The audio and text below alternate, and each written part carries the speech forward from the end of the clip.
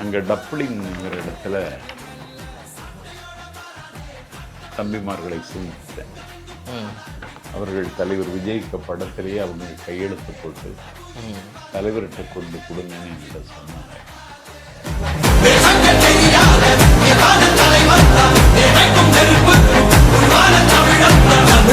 Sir, இப்போ நீங்கள் America போயிட்டு வந்திருக்கீங்க. எவ்வளவு எந்த அளவுக்கு வந்து மக்கள் வந்து திமுகங்கிற அந்த ஆட்சியோடைய இதை மிஸ் பண்ணுறாங்க சார்? எவ்வளோ உங்கள்கிட்ட எவ்வளோ பேர் சொல்லியிருந்திருப்பாங்க, we miss DMK, we miss DMK, நிறைய தமிழர்கள் சொல்லி திமுக ஆட்சி போனதில் ரொம்ப மகிழ்ச்சியாக இருக்காங்க. உங்கள்கிட்ட சொன்னாங்களா சார்? நீங்கள் எவ்வளோ மிஸ் பண்ணுறீங்க சார் டிஎம்கே? சொல்லுங்கள், சும்மா ஹார்ட் டு ஹார்ட் பேசுவோமே நம்ம. இல்லை, நான் திமுகவிலேயே இருக்க வேண்டும், இயங்க வேண்டும்னு தான் ஆசை. ஆனால் அதை அவங்க என்ன அனுமதிக்கலை. நான் ஒரு தொடர்ந்து பேசிக்கொண்டிருக்க வேண்டும் என்பதுதான் என்னுடைய தாகமும் தவிப்பும். உரையாற்றி கொண்டிருக்கும் பொழுதே உயிர் புரிய வேண்டும் என்று நான் கருதுகிறேன். ஆனால் அவங்க எனக்கு மேடையை தரல. என்னை அலட்சியப்படுத்தினார்கள், என்னை தள்ளி வைத்தார்கள். போகிற போக்கை பார்த்தால் கொள்ளி வைத்து வருவார்கள் போல் தெரிகிறது என்றுதான். நல்லதோர் வீணை நலங்கட புழுதியில் தூக்கி எறிந்து விட்டார். இன்றைக்கு தாவேக்காவில் நான் தஞ்சம் அடைந்திருக்கிறேன்.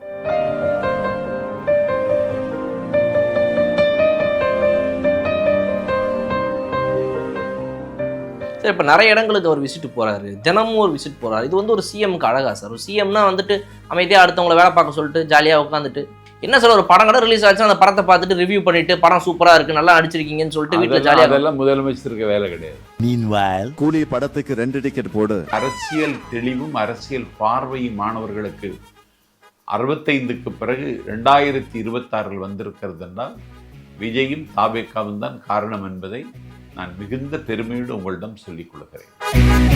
முன்னாடியே ஒருத்தர் ஆரம்பிச்சார் சார் இளைஞர்கள் எல்லாத்தையுமே அரசியல் படுத்துறது, அவரை மறந்துட்டீங்க நீங்கள். யாரு? நடிக்காதீங்க சார். என்ன சார் உங்களுக்கு தெரியாததா சார்? ஏன் சார் போய் பேசுறீங்க? ஏன் அண்ணா ஸ்டாலினுக்கு இது சொல்றீங்களா? சீமான் அவன் என்ன செய்தான்? இப்போ எம்சி ராஜா பாய்ஸ் ஹாஸ்டலுக்கு போயிருந்தார் சார் சைதாப்பேட்டில். அதில் போயிட்டு வந்து ஒரு 10 நிமிஷம் அந்த பசங்கிட்ட பேசுகிறாரு. அவங்க சொல்கிறதெல்லாம் கேட்டுக்கிறாரு. குறுக்க யாரையும் கூப்பிட்டு நிப்பாட்டுறதும் கிடையாது, கையை பிடிச்சி இருங்க அமைதியாக இருங்க அப்படின்னா சொல்கிறதும் இல்லை. இந்த மாதிரி நேற்று அமைச்சர் அவர்கள் என்ன குறைகள் எல்லாம் கேட்டாரோ அதெல்லாம் வந்து நிறைவேற்றப்படும் என்று இது அதிகாரிகளுக்கு வந்துட்டு இது கொடுத்துருக்காரு, டைரக்ஷன் கொடுத்துருக்காரு. அடுத்த நாளே சப்பாத்தி கொடுத்துட்டாங்களே. சப்பாத்தி கொடுக்காம இருந்திருக்கான் ஸ்டாலின்.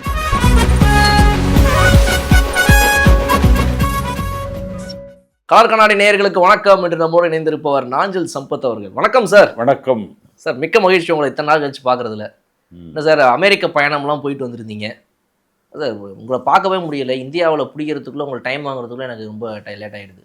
வட அமெரிக்க தமிழ் பேரவை, நியூ ஜெர்சி பேரவை ரெண்டும் இணைந்தும் இசைந்து நடத்திய 3 நாள் முத்தமிழ் விழாவிற்கு நான் வர வேண்டும் என்று எனக்கு அழைப்பு வந்தது.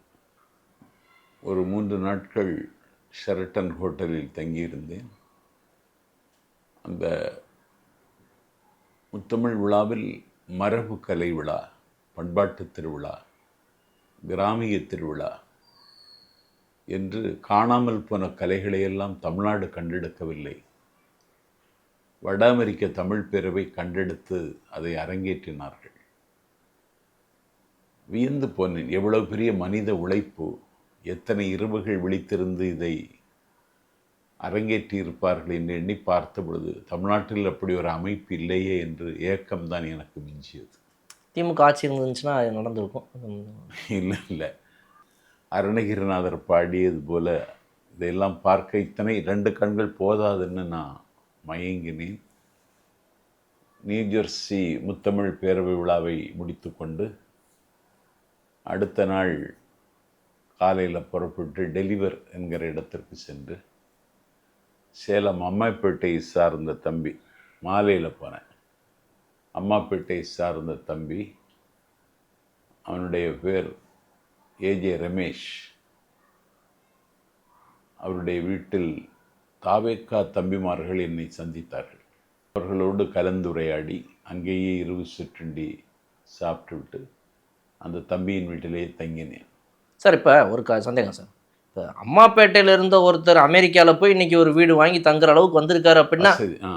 அதெல்லாம் காரணம் திமுக அன்னைக்கு வந்து அந்த அளவுக்கு ஒரு ஏழை எளிய மாணவர்கள்லாம் வந்துட்டு படிக்க வச்சு இன்னைக்கு அனுப்புனது தானே சார்.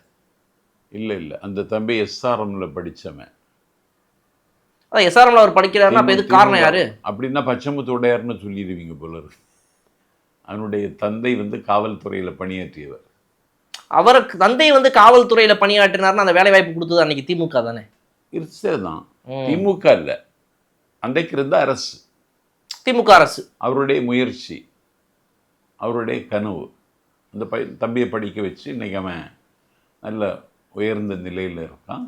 அவன் வீட்டில் தங்க வச்சு என்ஆர்ஐன்னு சொல்லி ஒரு சின்ன ஊடகம் போல் என்னுடைய கேள்வி கேட்டு அவங்க மகிழ்ச்சியை பகிர்ந்து கொண்டு அதற்கு பிறகு அடுத்த நாள் பென்சில்வேனியா போனேன். பென்சில்வேனியில் கொலபசின்னு ஒரு உணவகம். ஓ ஆமாம், தமிழ்நாட்டு சாப்பாடுலாம் சாப்பிடாம நீங்களும் ஒரு 4-5 நாள் கொலப்பசியில் தான் இருந்திருப்பீங்க. ஆமாம், கொலபசிங்கிற உணவகத்தில் என்னை சந்திக்கணும்னு விரும்பின தமிழர்களை எல்லாம் சந்தித்து கலந்துரையாடி தமிழ்நாட்டின் நிலைமை, தமிழ்நாட்டின் அரசியல் நிலைமை எல்லாம் குறித்து சுவாரஸ்யமாக அவர்களிடத்தில் பேசிவிட்டு அந்த உணவகத்தில் சாப்பிட்டு அந்த நிகழ்ச்சியை நடத்தினவருக்கு பேர் வேளாங்கண்ணி. அவர் எங்கள் மாவட்டம் மாடத்திட்டு விலையை சார்ந்தவர். எல்லாம் அங்கே போய்ட்டு ஒரு சங்கமமாக இணைஞ்சிட்டீங்க. ஆமாம், அவருக்கு வீட்டிலே இரவு நான் தங்கி அடுத்த நாள் காலையில் அங்கேருந்து வாஷிங்டன் புறப்பட்டு கார்லேயே வாஷிங்டன் போனேன். இன்னொரு அமெரிக்காவே சுற்றி வந்துட்டீங்க போல இருக்கே. எனக்கு அங்கே ஒரு விருது கொடுத்தாங்க, சொல்லேர் உழவர் என்கிற விருது. ஆன்லைனில் ஃபோட்டோஸ்லாம் பார்த்தேன் நான். ஆமாம், விருது கொடுத்தாங்க. அந்த விருதை பெற்றுக்கொண்டு நான் உரையாற்றிய அந்த உரை என் வாழ்நாளில் மறக்க முடியாத உரை. தமிழக வெற்றி கழகத்தினுடைய தலைவரை பற்றி உங்கள் ஒப்பீனியன் என்னன்னு கேட்டேன். தமிழ்நாட்டு மக்களுக்கு ஏதாவது வாஷிங்டன் மேயர் என்ற நிலையில் ஏதாவது ஆலோசனை சொல்ல விரும்புகிறேன்னு கேட்டேன். தொழில் முதலீடுகளை ஈர்ப்பதற்கான வாய்ப்பு வாஷிங்டனில் இருக்கான்னு கேட்டேன். தமிழ்நாட்டுக்கு நீங்கள் வர வேண்டும், எங்கள் முதலமைச்சர் விஜய் அவர்களை சந்திக்க வேண்டும்னு வேண்டுகோள் விட்டுவிட்டு வாஷிங்டன்லேருந்து புறப்பட்டு ஃப்ரான்டியர் விமானத்தில் சான் ஃப்ரான்சிஸ்கோ போனேன். இந்த பேர்லாம் ஞாபகம் வச்சுக்கிறதுக்கே தனியாக ஒரு 5-10 நிமிஷம் செலவு பண்ணும் போல இருக்குது எனக்கு. அது எதுவுமே புரியல, என்னவோ பேர் சொல்கிறீங்க நீங்கள். சான் ஃப்ரான்சிஸ்கோவில் என்னை அழைத்து சென்ற கோபி ராமசாமி, திருச்சியை சார்ந்தவர், என்னுடைய பயணத்திற்கு ஒரு வகையில் உதவியாக இருந்தவர். 32 மாவட்டத்துக்கும் வந்திருக்காங்க போல் உங்களை பார்க்குறதுக்கு. ஒவ்வொரு ஊராக சொல்கிறீங்க. ஃப்ரீமேண்ட் அந்த இடத்துக்கு பேர். தமிழர்கள் இந்தியர்கள் வாழுகிற பகுதி அந்த இடம். பேருக்கு ஒரு கார் வாங்கிட்டு வால்மார்ட்லேருந்து விடை பெற்று. டிஃபெண்டர் காரா சார்? டிஃபெண்டர் காரா? டிஃபெண்டர் காரில் விளையாடுறதுக்குள்ள கார் தான் அது. நான் கூட கார் வாங்கிட்டு வந்தேன்னொன்னே நீங்கள் ஸ்டாலின் அவர்கள் மாதிரி வந்து வெளிநாட்டிலேருந்து கார் இறக்குமதி பண்ணி. இல்லை, விளையாடுறதுக்குள்ள கார் சார். கடைசியாக நான் இத்தனை நாடுகளை வந்துட்டு இத்தனை ஊர்களை ஒரே இடத்துல பார்த்தது வந்து ஜீன்ஸ் படத்தில் ஒரு பாட்டு வரும் சார். என்ன பாட்டு? ஹைரா ஹைரா ஹைராப்பான்னு ஒரு பாட்டு வரும். அன்பே இருவரும் பொடிநாயாக அமெரிக்காவே வலம் வருவோம் அப்படின்னு. அந்த மாதிரி பாட்டில் தான் சார் நான் இத்தனை ஊரை ஒரே இடத்துல பார்த்துருக்கேன். அதுக்கப்புறம் இப்போ தான் சார் அமெரிக்க வாழ் தமிழர்கள் நன்றாக இருக்கிறார்கள் என்பதை விட நம்முடைய பண்பாட்டின் மீதும் நம்முடைய மொழியின் மீதும் தீராத காதல் கொண்டிருக்கிறார்கள். ரொம்ப மகிழ்ச்சியான நாடு. பேசுனேன். ஒரு vlog எடுக்கலாம் சார். இந்த மாதிரி இவ்வளோ ஊருக்கு போகிறீங்க, இப்போ அமெரிக்காலாம் 12 நாள் போயிட்டு வந்திருக்கீங்க. ஒரு vlog எடுத்துகிட்டு எனக்கு வீடியோ கொடுத்தீங்கன்னா நானே உங்கள் சேனல்லாம் நடத்தி ஒரு வீடியோவை போட்டுட்ருப்பேன் அழகாக உட்காந்து. நண்பர்களே, இன்றைக்கி நம்ம எங்கே இருக்கோன்னு பார்த்தீங்கன்னா இந்த மாதிரிலாம் ஏதாவது. ஆஸ்திரேலியா போனேன், கனடா போனேன், பொறாமையாக இருக்குது சார். ஷீசல்ஸ் போனேன். ஒரு சின்னஞ்சிறிய கிராமத்தில் பிறந்த நாஞ்சில் சம்பத், பொருளாதார பலமோ சாதி பலமோ பணபலமோ எதுவும் இல்லாத நாஞ்சில் சம்பத், தமிழ் பேச தெரியுங்கிறத விட இறந்த தகுதி இல்லாத சம்பத், இப்படி உலக நாடுகளில் வர வந்து அந்த மக்களினுடைய உள்ளங்களில் எனக்கு ஒரு சிம்மாசனம் அவர்கள் தந்திருப்பது எனக்கு ஒரு புதிதாக பிறந்த பூரிப்பை எனக்கு தந்திருக்கிறது. அங்கே டப்ளிங்கிற இடத்துல தம்பிமார்களை சந்தித்தேன். அவர்கள் தலைவர் விஜய்க்கு படத்திலேயே அவங்க கையெழுத்து போட்டு தலைவர்கிட்ட கொண்டு கொடுங்கன்னு என்னிட்ட சொன்னாங்க. அருமை சார். இப்போ நீங்கள் அமெரிக்கா போயிட்டு வந்திருக்கிறீங்க. எவ்வளவு எந்த அளவுக்கு வந்து மக்கள் வந்து திமுகங்கிற அந்த ஆட்சியோடைய இதை மிஸ் பண்ணுறாங்க சார்? அது எவ்வளோ உங்கள்கிட்ட எவ்வளோ பேர் சொல்லியிருந்திருப்பாங்க, we miss DMK, we miss DMK, நிறைய தமிழர்கள் சொல்லி திமுக ஆட்சி போனதில் ரொம்ப மகிழ்ச்சியாக இருக்காங்க. உங்கள்கிட்ட சொன்னாங்களா சார்? இல்லை, அவங்க என்கிட்ட பேசும்போது எனக்கு புரியுது. எப்படி என்ன சார், ஒரு ஆட்சி மாற்றம் தமிழ்நாட்டில் உருவாகி இருக்கு. அந்த மாற்றத்துக்கான வேள்வியில் உங்கள் பங்கு மிகப்பெரியது. நீங்கள் தாவேக்காவில் வந்து தலைவர் விஜய் அவர்களை டிசம்பர் 5ஆம் தேதி சந்தித்ததற்கு பிறகு தாவேக்காவுக்கு ஒரு பொலிட்டிக்கல் ஃபேஸ், ஒரு அரசியல் முகம் கிடைத்தது. அப்படின்னா என்னை புகழ்ந்தது மட்டுமல்ல, திமுக ஆட்சி அகற்ற யாராலும் முடியாது என்று கருதப்பட்ட அந்த நிலையில் இன்றைக்கு ஆட்சியை மாற்றி புதிய ஆட்சியை கொண்டு வந்திருக்கிறீங்க அப்படின்னு திமுக மேலே வெறுப்பில் தான் இருக்காங்க. நீங்கள் எவ்வளோ மிஸ் பண்ணுறீங்க சார் டிஎம்கேவை? சொல்லுங்கள், சும்மா ஹார்ட் டு ஹார்ட் பேசுவோமே நம்ம. இல்லை, நான் திமுகவிலேயே இருக்க வேண்டும், இயங்க வேண்டும்னு தான் ஆசை. ஆனால் அதை அவங்க என்ன அனுமதிக்கலை. நான் எதையும் எதிர்பார்க்கறது இல்லை, எந்த பதவியையும். மேடைகளில் தொடர்ந்து பேசி கொண்டிருக்க வேண்டும் என்பதுதான் என்னுடைய தாகமும் தவிப்பும். உரையாற்றி கொண்டிருக்கும் பொழுதே உயிர் புரிய வேண்டும் என்று நான் கருதுகிறேன். ஆனால் அவங்க எனக்கு மேடையே தரல. என்னை அலட்சியப்படுத்தினார்கள், என்னை தள்ளி வைத்தார்கள். போகிற போக்கை பார்த்தால் கொள்ளி வைத்து வருவார்கள் போல் தெரிகிறது என்று தான் திமுக ஆதரவு நிலைப்பாட்டிலிருந்து நான் பின்வாங்க வேண்டியதாயிற்று. நான் பிறக்கும் பொழுதே திமுகவாக பிறந்தவர். என் பெயர் சம்பத், என் அண்ணன் பேர் கருணாநிதி, என் தம்பி பேர் ஜீவா, ஸ்டாலின், அப்படி பேர் வைத்த குடும்பம் எங்கள் குடும்பம். ஆனால் திமுகவில் எனக்கு ஒரு அங்கீகாரம் தரவில்லை என்பது எனக்கு கவலை தான். அண்ணன் ஸ்டாலின் அதை கண்டுகொள்ளவில்லை என்கிற ஏக்கமும் எனக்கு இருந்தது. அது உதயநிதி அந்த இடத்திற்கு வந்ததற்கு பிறகு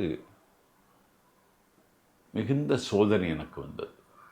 நல்லதோர் வீணை செய்தே அதை நலங்கிட புழுதியில் எறிவதுண்டோ, சொல்லடி சிவசக்தி உன்னை சுடர்முகம் அறிவுடன் படைத்து விட்டேன்னு பாரதி சொன்னது மாதிரி நல்லதோர் வீணை நலங்கிட புழுதியில் தூக்கி எறிந்து விட்டார். இன்றைக்கு தாவேக்காவில் நான் தஞ்சம் அடைந்திருக்கிறேன். தாவேக்கா உங்களுக்கு எப்படி இருக்குது சார்? இப்போ ஒரு 60-70 நாட்களை தாண்டி அவங்களுடைய ஆட்சி இருக்குது. அவங்களோட ஆட்சி எப்படி பார்க்குறீங்க நீங்கள்? எப்படி இருக்குது? நேற்றுக்கு தலைவர் விஜய் சேத்துப்பட்டுக்கு போய், எனக்கே சேத்துப்பட்டில் அப்படி ஒரு இடம் இருக்குன்னு தெரியாது. பயோகேஸ் பிளான்ட் கடந்த ஆட்சியிலையும் ஆட்சி இருந்தது, முதல்வர்கள் இருந்தார்கள், அமைச்சர்கள் இருந்தார்கள். யாரும் அங்கே போய் பார்த்தது மாதிரி எனக்கு நினைவில்லை.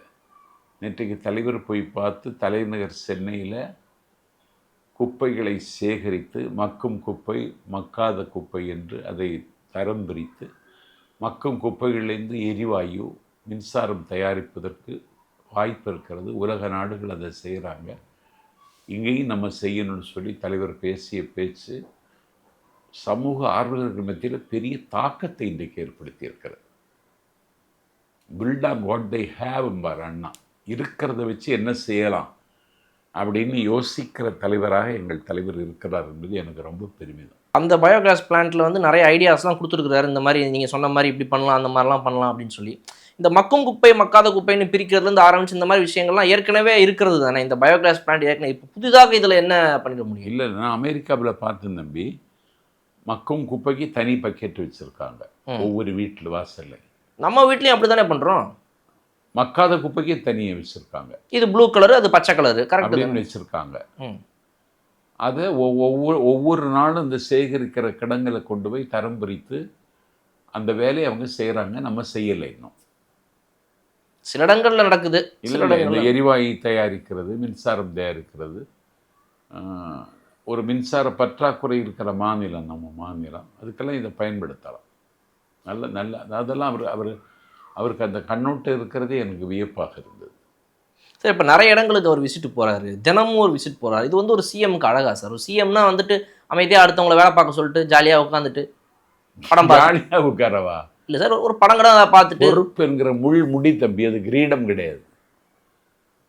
என்ன சார், ஒரு படம் கூட ரிலீஸ் ஆச்சு, அந்த படத்தை பார்த்துட்டு ரிவ்யூ பண்ணிட்டு படம் சூப்பராக இருக்குது, நல்லா நடிச்சிருக்கீங்கன்னு சொல்லிட்டு வீட்டில் ஜாலியாக. அதெல்லாம் முதலமைச்சருக்கு வேலை கிடையாது. இப்போ வேற என்ன? முதலமைச்சர் சர்வீஸ் அண்ட் சாக்ரிஃபைஸ். இப்படி டெய்லி எங்கேயாவது போயிட்டு ரிவ்யூ பண்ணிட்டு இதை சரி பண்ணுங்க, அதை சரி பண்ணுங்க, இதை மேம்படுத்தலாம், அதை மேம்படுத்தலாம் செய்யணும். My dear brother, go to the people Anna சொல்றாரு. Live among them, learn from them, love them, serve them, plan with தம்ங்கிறார் அண்ணா. அது கடைசி 6 மாசத்துல பண்ணாலும் எலெக்ஷன் கிட்ட வரும்போது இப்போ எடுத்த உடனே வா அப்படியெல்லாம் பண்ண முடியாது. ஒரு முதலமைச்சர் அவேர்னஸ் விழிப்போடு இருக்கிறார். தமிழ்நாட்டை இந்தியாவின் முதல் மாநிலமாக மாற்றுவதற்கு அவர் எடுக்கிற முயற்சிகளை மக்கள் என்ன செய்ய போகிறாங்கன்னு கவனிச்சுட்டு இருக்காங்க. அதனால் தலைவர் தன்னுடைய கடமையை முறையாக செய்கிறாருன்னு நான் நம்புகிறேன். இப்போ எம்சி ராஜா பாய்ஸ் ஹாஸ்டலுக்கு போயிருந்தார் சார் சைதாப்பேட்டில். அதில் போயிட்டு வந்து ஒரு 10 நிமிஷம் அந்த பசங்கிட்ட பேசுகிறாரு. அவங்க சொல்கிறதெல்லாம் கேட்டுக்கிறாரு. குறுக்க யாரையும் கூப்பிட்டு நிப்பாட்டுறதும் கிடையாது. கையை பிடிச்சி இருங்க அமைதியாக இருங்க அப்படின்னு நான் சொல்கிறதும் இல்லை. அவங்க என்ன பேசுகிறாங்களோ பேசிகிட்டு இருக்காங்க. இதே மாதிரி தான் இவரை பார்த்து இந்த அமைச்சர்களும் ஃபாலோ பண்ணுறாங்க சார். எங்கே போனாலுமே அமைச்சர்கள்லாம் முழுசாக மக்களுடைய குறைகளை பேச விட்டு கேட்டுட்டு 10 நிமிஷம் அங்கேயே நின்றுட்டு நோட் பண்ணிவிட்டு அதிகாரிகளை வச்சு அடுத்த நாள் பார்த்தீங்கன்னா நியூஸில் வந்துடுது இந்த மாதிரி நேற்று அமைச்சர் அவர்கள் என்ன குறைகள் எல்லாம் கேட்டாரோ அதெல்லாம் வந்து நிறைவேற்றப்படும் என்று அதிகாரிகளுக்கு வந்துட்டு இது கொடுத்துருக்காரு, டைரக்ஷன் கொடுத்துருக்காரு. அடுத்த நாளே சப்பாத்தி கொடுத்துட்டாங்களே. என்ன சார் சப்பாத்தி கொடுக்காம இருந்திருக்கான் ஸ்டாலின். அடுத்த நாளே சப்பாத்தி கொடுத்துட்டாங்க. உங்கள் அண்ணன் தானே? அதான் வெந்த சோறு கொடுத்துட்டாங்க. அந்த மாணவர்களுக்கு மைதானம் விளையாடுறதுக்கு மைதானம் இல்லை அந்த விடுதியில். இந்த மைதானத்தை சரி பண்ணி கொடுத்துட்டாங்க. 9:30 மணிக்கெலாம் உள்ளே வரணும்னு சொல்கிறாங்க. அதில் என்ன தப்பு இருக்குது? 9:30 மணிக்கு மேலே என்ன வேலை உங்களுக்கு? உள்ளே வந்துடணும் ஹாஸ்டலுக்குள்ளே. ஆமாம் அப்படின்றாங்க. அதை வந்துட்டு அந்த பசங்களாம் வந்து இல்லை நாங்கள் அயர்ந்து உழைச்சிட்டு வரோம், பார்ட் டைம் ஜாப் பார்க்குறோம், ஸ்விக்கி இதெல்லாம் ஓட்டுறோம், இவ்வளோ வேலைகள் இருக்குது, 9:30 மணிக்கு மேலே அப்படி கதவை பூட்டிட்டீங்கன்னா நாங்கள் என்ன பண்ணுறது, எகிரி குதிச்சு உள்ளே வர வேண்டியதாக இருக்குது. அந்த பசங்க கம்ப்ளைண்ட் பண்ணுறாங்க. இல்லை ஒரு கட்டுப்பாடு உணர்ச்சி மாணவர்களாக இருக்கும்போதே அவங்கள சொல்லி கொடுக்கணுங்கிறது இல்லை, அதற்கு அவங்கள பயிற்சி கொடுத்து ஆகணும். நான் ஒரு விடுதியில் தங்கி படித்ததுனால சொல்கிறேன். உங்கள் விடுதியிலலாம் ஏசி இருந்துச்சா சார்? இல்லை. இப்போ இந்த மாதிரி தான் ஒரு மாணவர் ஒருத்தர் அது ஒரு தனியார் கல்லூரி, அதுலேயே அங்கே ஏசி எல்லாம் கிடையாது. இப்போ இப்படி தான் ஒரு மாணவர் ஒருத்தர் எலெக்ஷனுக்கு முன்னாடி மேடையில் ஏறி வந்துட்டு உதயநிதி ஸ்டாலின் அவர்கள்ட்ட கேட்டார், எங்களுடைய ஹாஸ்டலில் ஒரு ஏசி போட்டு கொடுங்க அப்படின்ட்டு. இந்த பையன் அப்படி மேலே கீழே பார்த்துட்டு ஏசி உனக்கு அப்படின்ற மாதிரி லுக்கு விட்டுட்டு ஏசி கேட்குறாரு அப்படின்னு சொல்லிட்டு சிரிக்கிறாரு. அந்த உனக்கெல்லாம் ஏசியா சார்? இந்த அரசியல் எந்த அளவுக்கு சார் இப்போ மாணவர்கள் மத்தியில் இருக்குன்னு நினைக்கிறீங்க? அதாவது தே ஆர் பீங் பொலிட்டிசைஸ்டுங்கிறது வேற, அவங்களுக்கு அரசியல் படுத்தப்படுறதுங்கிறது வேற இல்லைங்களா? இல்லை இப்பொழுது நீங்கள் தொலைக்காட்சியில் மாணவர்கள் வந்து உட்காந்து பார்க்க மாட்டாங்க. இன்னைக்கு அரசியல் சம்பந்தமான செய்திகளை பார்ப்பதில் அவர்கள் ஆர்வம் காட்டுகிறார்கள். ஒரு தலைமுறையை அரசியல் படுத்துவதில் எங்கள் தலைவர் விஜய் வெற்றி பெற்றிருக்கிறார். இன்றைக்கு மாணவர்களுக்கு அரசியலின் மீது ஒரு ஈர்ப்பும் ஒரு ஆர்வமும் இன்றைக்கு வந்திருக்கிறது. அதுக்கு தாவேக்கா தான் காரணம், தலைவர் விஜய் தான் காரணம். இது 1960களில் வந்தவங்க இருந்துச்சு, 65ல் இருந்துச்சு. மாணவர்கள் போராட்டம் தானே சார்? மாணவர்கள் போராட்டம் தான் தமிழ்நாட்டு அரசியலையே தலைகீழாக புரட்டி போட்டது. இந்தியாவினுடைய இராணுவத்தை எதிர்கொள்ளக்கூடிய வல்லமையும் நெஞ்சுரமும் தமிழ்நாட்டு மாணவர்களுக்கு உண்டு என்று நிரூபித்த காலம் அந்த காலம். அன்னை தமிழுக்காக ஆவி துறக்கவும் தயார் என்று மாணவர்கள் அறைகோல் விட்ட காலம். மண்ணெல்லாம் வீரம் பேசும், மலரெல்லாம் தமிழாய் நாரும், பெண்ணெல்லாம் புலியாய் சீரும். சிவகங்கை சீமையில் பிறந்த ராஜேந்திரன் கலை தேடுவதற்காக சிதம்பரம் அண்ணாமலை பல்கலைக்கழகம் சென்று ஆதிக்க இந்தி ஊர்வலத்தில் அவன் நடந்து போகிற பொழுது ஒரு காவல்துறை அதிகாரி அவனை அடையாளம் கண்டு மாணவன் என்று தெரிந்து கொண்டதற்கு பிறகு அவனை நோக்கி துப்பாக்கியை விடுத்து குறிபார்த்த பொழுது சுடு, ஆசை தீர சுடி என்று வானம் அதிர சொல்லிவிட்டு சட்டையில் இருக்கிற பட்டனை கழட்டி எறிந்துட்டு மார்பை காட்டி துப்பாக்கியில் இருந்த குண்டை மார்பில் ஏந்து மரித்து போன மாணவனுடைய பெயர் சிவகங்கை ராஜேந்திரன். அந்த மாணவர்கள் இன்றைக்கு இல்லை. ஆனால் இன்றைக்கு ஓரளவுக்கு அரசியல் தெளிவும் அரசியல் பார்வையும் மாணவர்களுக்கு 65க்கு பிறகு 2026 வந்திருக்கிறது என்றால் விஜயும் தாவேக்காவும் தான் காரணம் என்பதை நான் மிகுந்த பெருமையோடு உங்களிடம் சொல்லிக் கொள்கிறேன். அதுக்கு முன்னாடியே ஒருத்தர் ஆரம்பித்தார் சார் இளைஞர்கள் எல்லாத்தையுமே அரசியல் படுத்துறது. அவரை மறந்துட்டீங்க நீங்கள். யார்? நடிக்காதீங்க சார். என்ன சார் உங்களுக்கு தெரியாததா சார்? ஏன் சார் போய் பேசுகிறீங்க? ஏன் அண்ணன் ஸ்டாலினுக்கு இது சொல்கிறீங்களா? சீமான் அவன் என்ன செய்தான்? என்ன சார் ஒருமையில் சொல்கிறீங்க? எவ்வளோ மரியாதைக்குரிய ஒரு கட்சியோட ஒருங்கிணைப்பாளர். கடவுளே ஒருமையில் தான் சொல்லுவேன். ஓ இளைஞர்களை ஒன்றும் செய்யல சார். எவ்வளோ இளைஞர்கள் அவருக்கு பின்னாடி இருக்கிறாங்க. 4% ஓட்டு வாங்கியிருக்காரு. அவர் தான் சார் விஜய் அவர்களுக்குலாம் முன்னாடியே யங்ஸ்டர்ஸை பாலிடிக்ஸ்குள்ளே திருப்பினவர். இல்லை அவர் ஒரு போலித்தனமான அரசியலை செய்தார். ஒரு வெறித்தனமான பேசுகிற மாதிரி அது ஒரு நாடகம். செய்தாருன்னு பாஸ்ட் டென்ஸில் போட்டிங்க. அவரை செஞ்சுக்கிட்டு தானே இருக்காரு. ஒன்றும் செய்ய முடியாது. அவர் ஒரு தாய்மாமன் சீர் வாங்கியாச்சு. இனி அவர் தனித்து நிற்பேன்னு தாம் தும்மெல்லாம் இனி காட்ட முடியாது. எவன் கூடயாவது சேர்ந்து குப்பை கொட்டணும்னு முடிவெடுத்துட்டார். மக்கும் குப்பையா மக்காத குப்பையா சார்? இப்போ தான் கொஞ்சம் முன்னாடி சொன்னீங்க, அதனால் கேட்டேன். மக்காத குப்பை இது.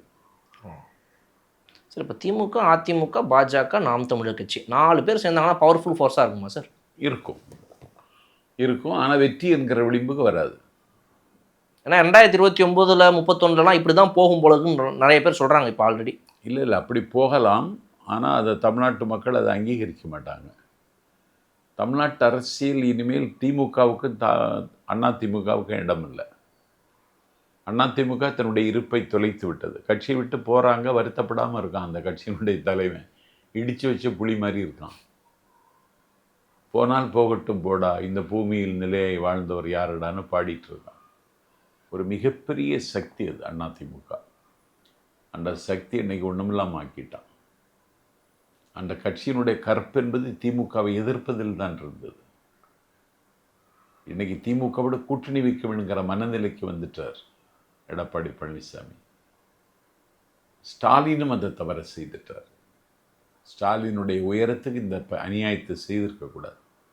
ஆட்சி அமைக்க முடியாமல் தாவேக்கா திண்டாடிய காலகட்டத்தில் இந்திய மார்க்சிய கம்யூனிஸ்ட் கட்சியினுடைய தேசிய செயலாளர் மதிப்பிற்குரிய தோழர் பேபி அவர்களை தொடர்பு கொண்டு அதிமுக ஆட்சி அமைப்பதற்கு மார்க்சிய கம்யூனிஸ்ட் கட்சி 2 சட்டப்பேரவை உறுப்பினர்களை அவங்களுக்கு கொடுங்கன்னு கேட்டாரே, அன்னைக்கே திமுக உயிரற்ற உடல் ஆகிவிட்டது. சார் இது எதையுமே திமுக இது வரைக்கும் ஒத்துக்கவே இல்லை சார். நீங்கள் மறுபடியும் இந்த குற்றச்சாட்டை வைக்கிறீங்க. எங்கேயாவது ஒரு இடத்துலையாவது திமுக அதை ஒத்துக்குச்சா? அந்த மாதிரி ஆமாம் நாங்கள் பண்ணோம் ஒத்துக்கிட மாட்டாங்களே. அது அப்போ அப்புறம் எப்படி சார் அது உண்மை எடுத்துக்க முடியும்? பேபியே வெளிப்படையாக பேசிட்டாரு. அடுத்த நாள் அவரே அது ஒரு வதந்தி, அதுக்கு அழுத்தம் கொடுத்தாங்க. அப்படியெல்லாம் சொல்லலாம். கொஞ்சம் விட்டுருங்க அப்படின்னு. எப்படி பவர் பார்த்தீங்களா சார் திமுக பவர்? இது பவர் இல்லை, மண்டியிடுதல், மன்றாடுதல். விசிக அவங்களும் அப்படித்தான், திருமாவளவன் அவர்கள்னு சொன்னார் ஒரு ஸ்டேட்மெண்ட்டு. அடுத்த நாள் உடனே அது அது யாரோ சொன்னாங்க அப்படின்ட்டாரு. யாருமே இது வரைக்கும் ஸ்டாண்டர்டாக ஆமாம் அப்படின்னா சொல்லுது. இவர் சார் உங்கள்கிட்ட கேட்க நினச்சேன் சார், மதிமுகவில் இவர் நம்ம துரை வைகோ அவர்கள் அவர் ஒரு தனியார் யூடியூப் சேனலுக்கு பேசும்போது அவர் சொல்லியிருக்காரு, இந்த மாதிரி கரூர் சம்பவம் நடந்த அன்னைக்கு அது நியூஸில் போயிட்டு இருக்குதான் லைவ்ல. அப்போ திரு வைகோ அவர்களுக்கு ஃபோன் கால் வருதான் திமுகலேருந்து. இந்த மாதிரி ஒரு ப்ரெஸ் மீட்டை வச்சு பேசி விட்டு விஜய் அவர்கள் தான் அதுக்கு காரணம், பாருங்க இப்படி பண்ணிட்டாருன்னு சொல்லி பேசி விடுங்க அப்படின்னு சொல்லிட்டு ஃபோனெல்லாம் போட்டாங்களாம். இந்த மாதிரிலாம் நடக்குமா சார் அரசியலில்? ஃபோனை போட்டு நீங்கள் இப்படி பேசுங்க, நீங்கள் இப்படி பேசின்னு கூட்டணி கட்சிகள்லாம் கிளப்பி விடுறது. திமுக அது செய்யும். அது ஒரு பவர்ஃபுல்லான பாலிடிக்ஸ் தான் இல்லையா சார்? இது பவர்ஃபுல்லான தந்திர பாலிடிக்ஸ், ராஜதந்திரம். ஆமாம், இது பவர்ஃபுல்னு சொல்லக்கூடாது, இது தந்திரம். அது ஏதோ ஒன்று லோடிங்லேயே இருக்குது, லோட் ஆகிக்கிட்டு இருக்குதுன்றாங்க நிறைய பேர். ஒரு ராஜதந்திரம் ஒன்று திமுக யோசிச்சு வச்சிருக்கு. எப்படி அன்னைக்கு நீட்டுக்கு நம்மக்கிட்ட ஒரு ஸ்பெஷலான ஒரு இது நம்ம வச்சிருக்கோம், ஒன்று இருக்குன்னு சொன்னாரோ அது மாதிரி இப்போ ஏதோ ஒன்று இருக்கு. திமுக அதை அந்த கிரேதாயுதத்தை இறக்காம இருக்கு, பிரம்மாஸ்திரம் இருக்குன்றாங்க. திமுக அடுத்த கட்ட நகர்வுக்கு எந்த வாசல்ல போறதுன்னு தெரியாமல முழிச்சிட்டு இருக்காங்க. பார்த்தா அப்படி தெரியலையே சார். ஆமாம், இன்னைக்கு அந்த கட்சியினுடைய தலைமை பொறுப்புக்கே அண்ணன் ஸ்டாலினுக்கு ஆபத்து வரலாம். யார் சார் வருவார்னு நினைக்கிறீங்க? அப்போ கனிமொழி வருவதுக்கு வாய்ப்பு அதிகம். சார் கனிமொழி அவர்கள் இப்போ ரீசெண்டாக ஒரு ட்வீட் போட்டிருக்காங்க, இந்த மாதிரி ஒரு விமர்சனம் இதெல்லாம் ஒரு பிரச்சனையா, விமர்சனத்துக்கு போய் இப்படி பேசுறீங்களேன்னு மார்க்கண்டேயன் அவர்களுடைய.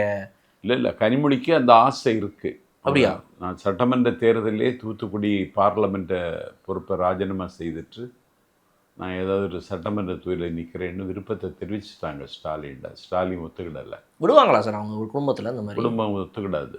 அப்புறம் ஆனால் கிரவுண்டில் அவங்களுக்கு தான் ஆதரவு. கட்சிக்குள்ளே சொல்கிறீங்களா? ஆமாம், திமுக தொண்டர்கள் மத்தியிலையும் நிர்வாகிகள் மத்தியிலையும் அவங்களுக்கு தான் ஆதரவு. அப்போ எப்படி அதிமுகவில் இபிஎஸ்ஆ ஓபிஎஸ்ஆன்னு ஒரு 2 அணிகளாக பிரிஞ்சாங்களோ அந்த மாதிரி திமுக பிரிய வாய்ப்பு இருக்குன்றீங்களா? கனிமொழியா உதயநிதியான வருக வாய்ப்பு இருக்கு.